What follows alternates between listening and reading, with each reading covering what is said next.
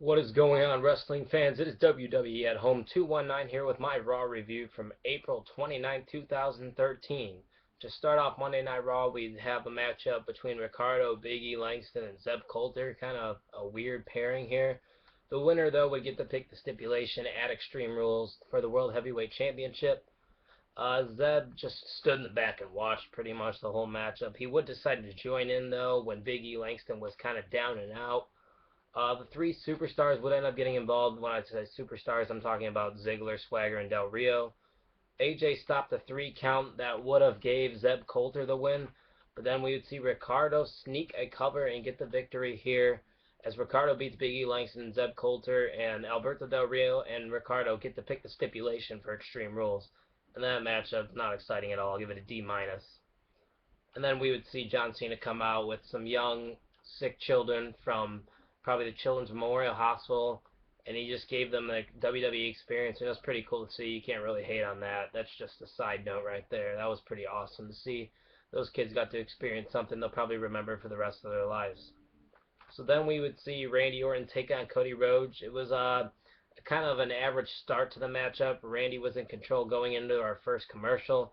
The crowd was surprisingly alive tonight, I thought. It was a lengthy match too, and the RKO was reversed into a crossroads. I thought the first RKO was actually going to be landed on Cody, but it wasn't. There was near fall there, but Randy would kick out, and we'd see an RKO get turned in from the disaster kick as Cody Rhodes was going to go for the disaster kick, but it got RKO'd. And a pretty good matchup right there that I'll give a B minus. And then we would see Brie Bella take on Naomi. They would do their Bella's twin magic type deal. The ref would DQ the Bellas, and Naomi would actually get the win. I'll give it an F. Then we'd see the Shield come out to cut a promo. Basically, they just show all their victims of their attacks.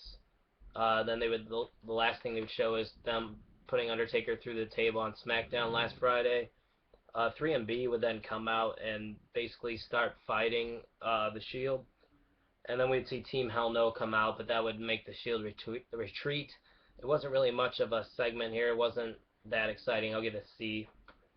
Then it would take us into a champion versus champion matchup as the World Heavyweight Champion Dolph Ziggler takes on the United States Champion Kofi Kingston.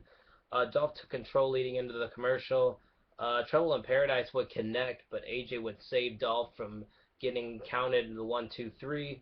It was a back and forth matchup, and the Zigzag would win it for Dolph Ziggler, and I enjoy this matchup very much so, even though we've seen this a lot in the past, but I'll give it a B minus. So then we would see Swagger take on Zack Ryder. Squash match, basically. Ryder put up a decent fight, but it's basically your jobbers matchup for Zack Ryder, as Jack Swagger would put in the Patriot Lock in a matchup that was about a D. And then during the commercial, when we come back, we'd see Ryback would leave the arena.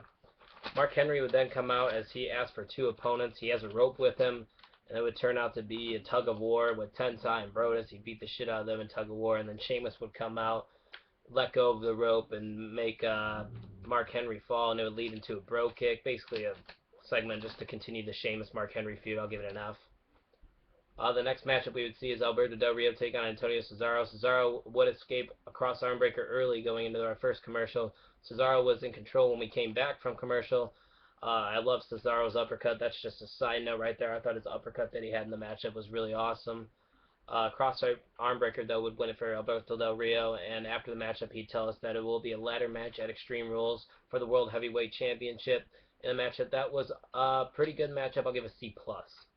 Then we'd see Fandango and Kotley in a dance-off. Basically, nothing to say here, as that itself says what was going on, and I'll give it an F. And then finally, our main event would be the Team Hell No and John Cena, the WWE Champion, taking on the Shield. King was really frustrated. It seemed like he's a little pissed off from what happened Friday as they took out the Undertaker. Cena looked a little banged up with that Achilles. He was taped up. Daniel Bryan seemed to be isolated most of this matchup. We would see Kane clear off the announce table. It looked like he wanted to put Dean Ambrose through the table. That wouldn't happen.